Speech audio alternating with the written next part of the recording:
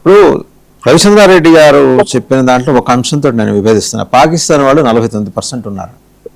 You can check in Google. అది సంఖ్య గురించి, నెంబర్ గురించి నేను మాట్లాడలా.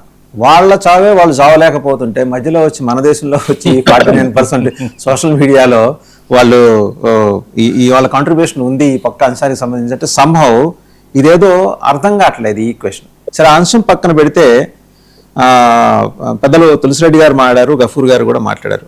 Deep state involvement, deep state అంటే కేవలం ఒక అమెరికా అనే కాదు, అమెరికాతో పాటు అటువంటి భావజాల ఆధిపత్య భావజాలం, అలాగే రాజ్య విస్తరణ కాంక్ష ఉన్న వ్యాపార సామ్రాజ్యాలు, ఇవన్నీ కలిపి డీప్ స్టేట్. డీప్ స్టేట్లో ఒక్కోసారి ఒక అమెరికా ముందు ఉంటుంది, ఇంకోసారి జార్జ్ సోరస్ ముందు ఉంటాడు, ఒకళ్ళు వాళ్ళ అది కూడా సమయాన్ని సందర్భాన్ని బట్టి. బంగ్లాదేశ్, శ్రీలంక, నేపాల్ని ఎందుకు ప్రస్తావన చేయాల్సి వచ్చిందంటే సేమ్ మోడస్ ఆపరండి. జనాలు రోడ్డు మీదకి వచ్చేస్తారు, అధ్యక్ష భవనాలను కూల్చేస్తారు, అధ్యక్షులను తరిమేస్తారు, వాళ్ళు విమానాలు ఎక్కి వేరే దేశాలకు పారిపోయేలా చేస్తారు, ప్రభుత్వాన్ని కూల్చేస్తారు. నేపాల్లో బాలిన్ షా అనుకుంటా కొత్తగా వచ్చాడు, అతను ఒక యూత్ నాయకుడు. మన విక్రమ్ మిశ్రీ గారు వెళ్ళి అపాయింట్మెంట్ అడిగితే నా స్థాయి నీది కాదు, నేను మోదీ స్థాయి అని. నిన్న మొన్నటి దాకా కరెక్ట్గా యూనివర్సిటీకి వెళ్ళాడో లేదో కూడా తెలియదు, అక్కడ యూనివర్సిటీలు ఉన్నాయో లేదో కూడా తెలియదు, అది ఎలా ఫంక్షన్ చేస్తాయో కూడా తెలియదు ఆ నేపాల్లో. దాన్ని ఇంకా వాళ్ళని వాళ్ళు ఒక దేశంగా కన్సిడర్ చేసుకుంటే పోన్లే మన పక్కనున్న దేశం కదా అని మనం కన్సిడర్ చేస్తే విక్రమ్ మిశ్రీకి ఎదురైన అనుభవం. మోదీ గారు మాట్లాడాలట. మోడీ అంటే ఇన్ ది సెన్స్ ప్రధానమంత్రి కూర్చొని రేపు రాహుల్ గాంధీ కూర్చొని రాహుల్ గాంధీ మాట్లాడాలంటాడు అతను. దాంట్లో బంగ్లాదేశ్ చూసాం, షేక్ హసీనా అలా పంపించారు, శ్రీలంక రాజపక్సేని తరిమి కొట్టారు. అక్కడ అస్థిర ప్రభుత్వాలు చైనా కంట్రోల్లో ఉండటం అమెరికాకి డీప్ స్టేట్కి నచ్చల. 3 కూడా చైనా కంట్రోల్లోకి వెళ్ళిపోయినాయి.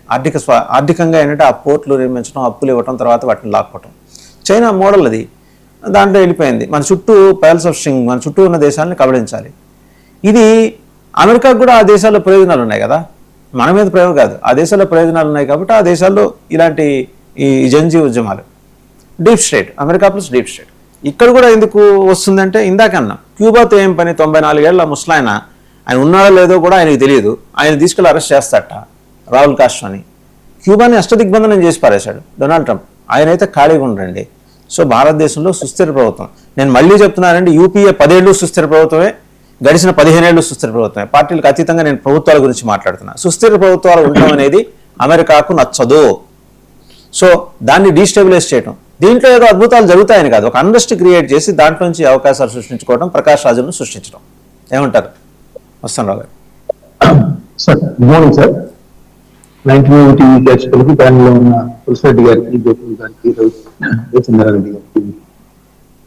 ఇప్పుడు యాక్చువల్గా భారతీయ జనతా పార్టీ ఇంటర్నెట్ ని ఊపేస్తుంది, ఒక తుఫాను సృష్టిస్తుందని చెప్పాలి. అసలు ఇప్పుడు ఎక్కడ విన్నా కూడా భారతీయ జనతా పార్టీ గురించి మాట్లాడుకుంటున్న పరిస్థితి.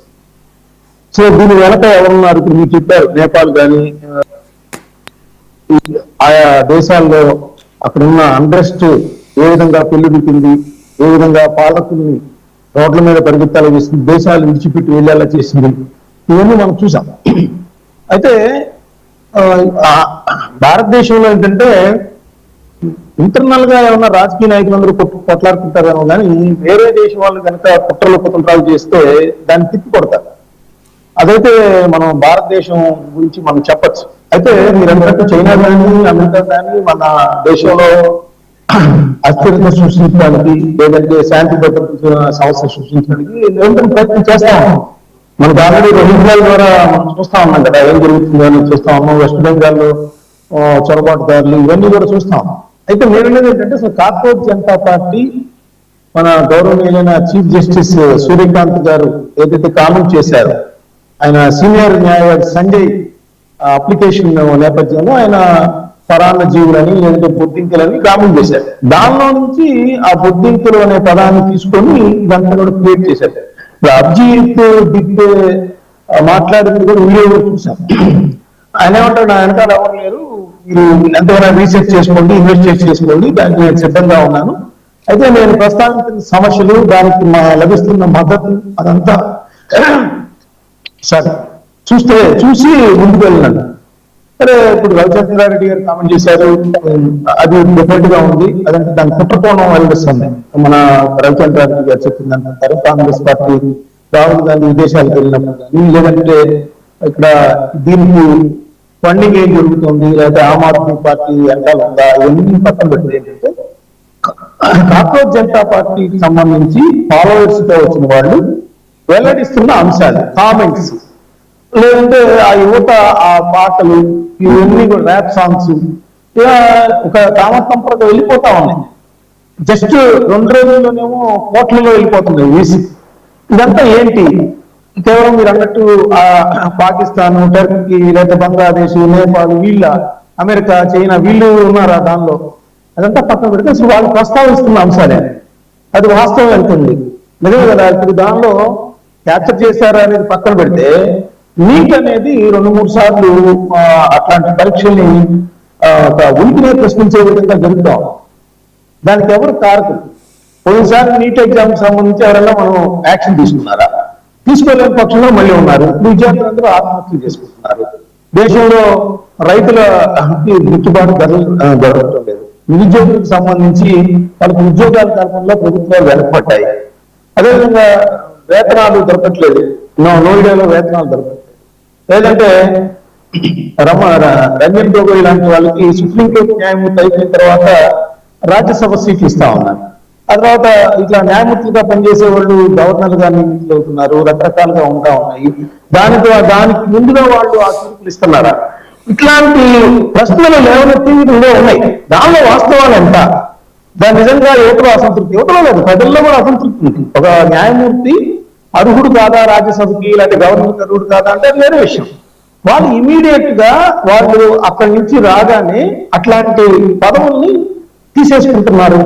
దాని వెనకాల ఏదో జరుగుతుంది అనేది ప్రజల్లో చర్చ జరుగుతారు. అసలు దాన్ని కూడా నిర్మించాలి. అదే అంటే అవినీతిని కూడా ప్రశ్నిస్తా ఉన్నారు దానిలో ఆ ఫాలోవర్స్ లో ఉన్నవాళ్ళు. సో నేననేది ఏంటంటే మీరు ఇన్వెస్టిగేట్ చేయండి. దీని వెనకాల విదేశీ శక్తులు ఉంటే దాన్ని యాక్షన్ తీసుకోండి. కుట్ర అయితే కుట్ర దాన్ని కూడా ఛేదించండి. కానీ వాళ్ళు ప్రస్తావిస్తున్న అంశాలు అండర్స్ట్ ని వెల్లడి చేస్తున్నాయా లేదా? నిజంగా దేశంలో దశాబ్దాల తరబడి ఈ అవినీతి పరులు కొంతమంది రాజకీయ నాయకులు అందరిని అనుకోవచ్చు. ఆ రాజకీయ నాయకులు శిక్షణ పడుతున్నాయా?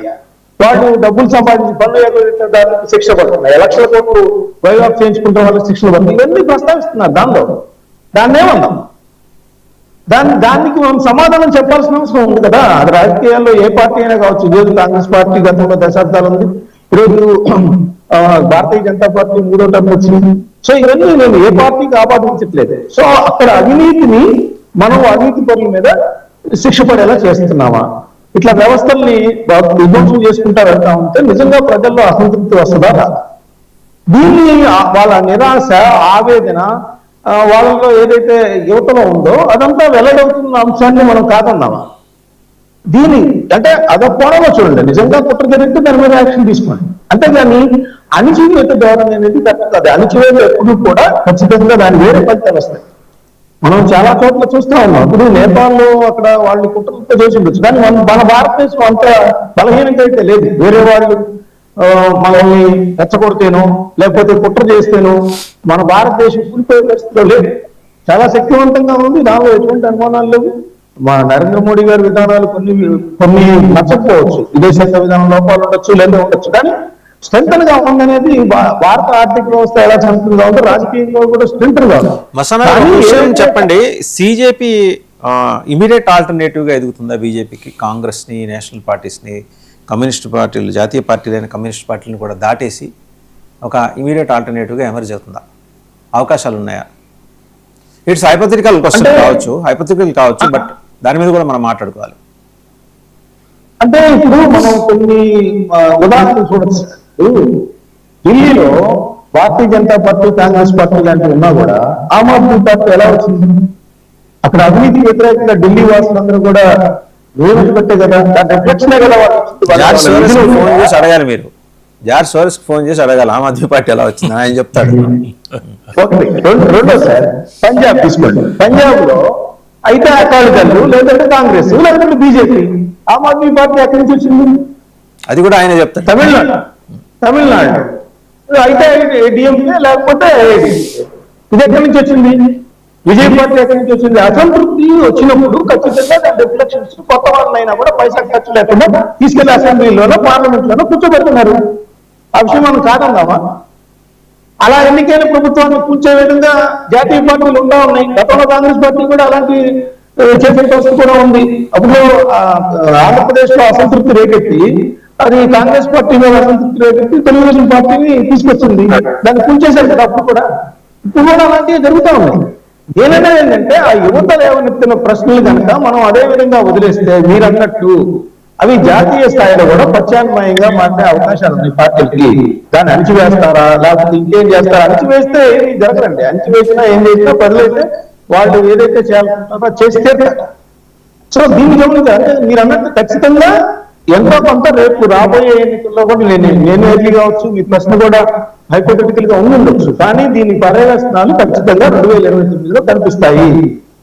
ప్రజల్లో ఏదైతే ఆవేదన, నిరాశ, ఇవన్నీ కూడా ఆక్రోషం ఉన్నాయో అవన్నీ తీర్చేవాళ్ళు ఎవరితో కనపడలేదని కూడా మనం ఆలోచించాల్సిన అవసరం. దాని మీద కూడా చర్చించారు కదా, అది ఇక్కడ ప్రారంభమైంది అనేది నేను అంటాను. అయితే ఇప్పుడు ప్రకాష్ రాజ్ గారు లాంటి వాళ్ళు ఇలాంటి వాళ్ళు ప్రయోగించిన వాళ్ళు ఏంటంటే అనవసరంగా వాళ్ళ నిజాయితీకి ఈ